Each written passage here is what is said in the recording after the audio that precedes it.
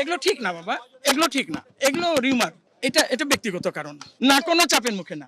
আপনি গাড়িতে দেখুন ফ্ল্যাগ নাই। আলহামদুলিল্লাহ খুব ভালো জার্নি ছিল, যতটুকু সময় পেয়েছি কাজ করে গেছি। তিনজন জি। কি কারণে পদত্যাগ করলেন? এটা এটা ব্যক্তিগত কারণ, আর এটাই উচিত।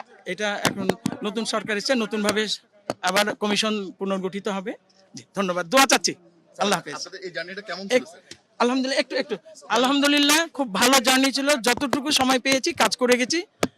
বাকি কাজ তো ফুরোবে না, বাকি কাজ ইনশাল্লাহ নতুন কমিশন আসবে তো করবে। আজকে হঠাৎ করে কোন চাপের মুখে পদত্যাগ? না কোনো চাপের মুখে না, কোনো চাপের আপনারা কি মুখে না। পদত্যাগ করেছেন? হ্যাঁ আমি করে এসেছি।